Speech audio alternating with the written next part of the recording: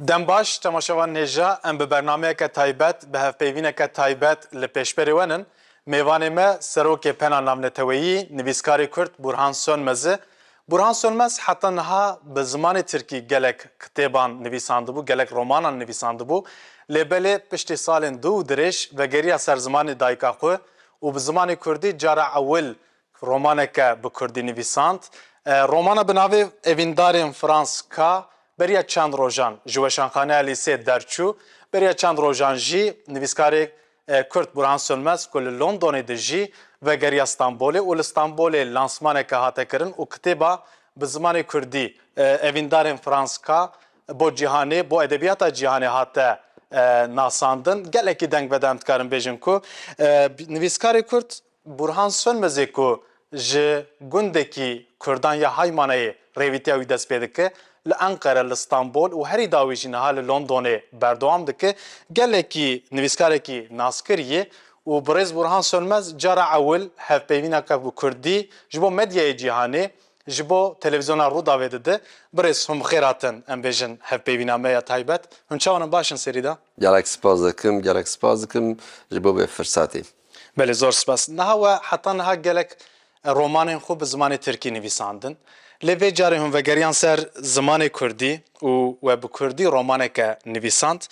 Ez vê pirsim, ev hesteke çawa yê we di axaftina xwe da lansmanê da we gotibû ku ez vedigerim ser zimanê dayika xwe. Hûn dixwazin çi bêjin?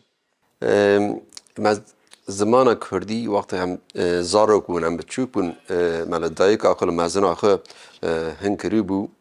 Dûra em çûn zibistanê me zimana Tirkî girtin. Zimana Tirkî zimana fermî bû. Wan neheştin ku em zimanê xwe Kurdî pêşberî bînin. Dûra em mezin bûn, em çûn welatên der, min romana xwin, pirtûka xwin her tim bi zimanê Tirkî nivîsand. Ji me re dibêjin Kurdîbûn yan jî zimanê Kurdî tiştekî azad e ji bo te ku tu beriya wê bike. Li ser wê kilama bibêje, li ser wê biaxife.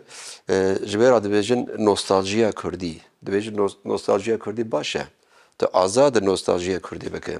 Lê ditorim rêha peyve nostaljî nostos e li zimanê Yewnanî. Nostaljî tiştekî tu beriya demê berê bike. Nostos tiştekî beriya tiştekî berê ne. Tu ev dixwaze ku tu ber malê xwe vegere. Tu her malê xwe. Wê re dibêjin nostos. Nika em beriya zimanê xwe Kurdî dikin, nika bigo ji bo me ev çaxeke ez ê de vegerim malê xwe. Va dema nostosê ji bo me. Sê çar sal ber wê bigo erê nika ez ê de bi Kurdî Mirê we bipirsiya, niha heta niha di romanên we ku bi Tirkî we nivîsandibû ji bo Kurdî hate wergerandin, hespên reş bayên sergevest û her wiha Stenbol herî dawî ew ji bo Kurdî hatin wergerandin. Pirseke balkêş û îronîk e helbet ji meriv nivîskarekî Kurd bipirse çima bi zimanê Kurdî dinivîsî, lê ji ber şert û mercên Tirkiyê ji ber ku perwerdeya bi zimanê Kurdî nîne we bi zimanê Tirkî dest pê kir. Lê destpêka nivîsandina we ya bi zimanê Tirkî jî bi Kurdî dest pê dike. Hûn demekî dema ku hûn nexweşin bi stran, çîrok û meselokên dayika xwe hûn mezin dibin û dûra hûn di romanên xwe da jî ji xwe behsa van tişta dikin. Şopên Kurda gelekî di nav de heye. Vê pirsim we çawa biryar da ku hûn vegerin ser zimanê dayika xwe û bi Kurdî romaneke binivîsin? Ev ne meseleke biryar e, ev meseleke xeyalek e.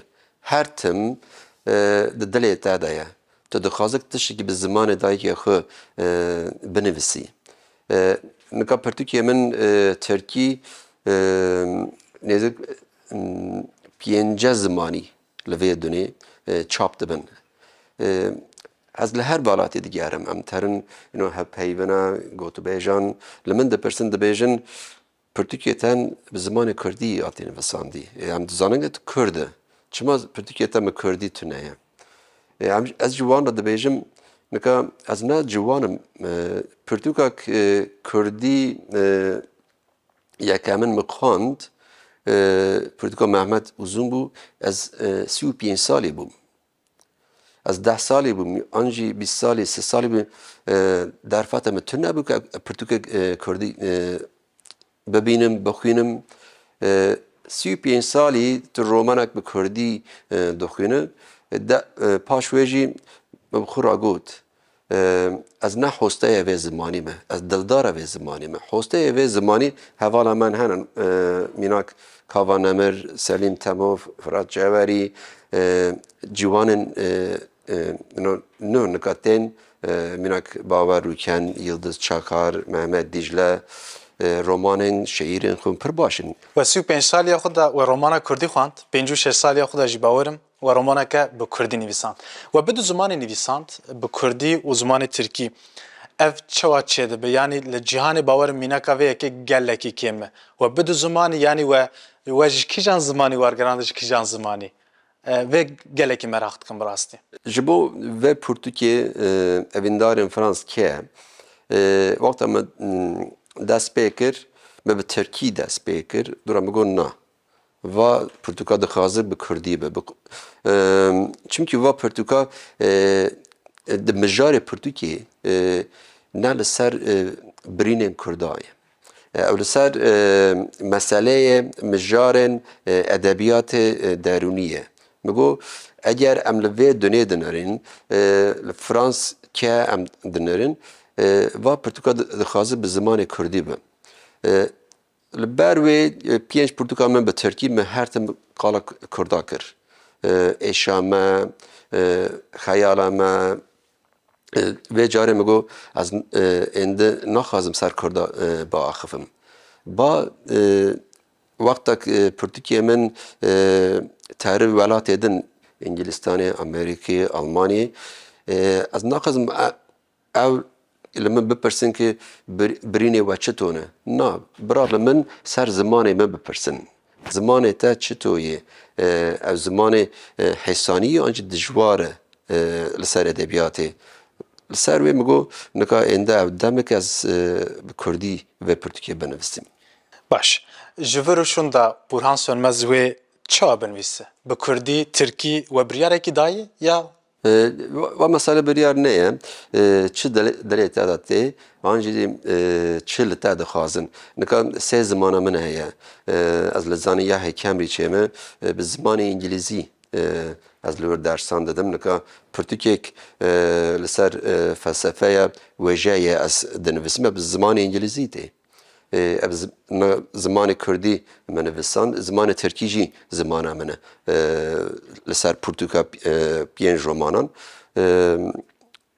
Ez bawer dikim ki her sê ziman jî her tim li me bi.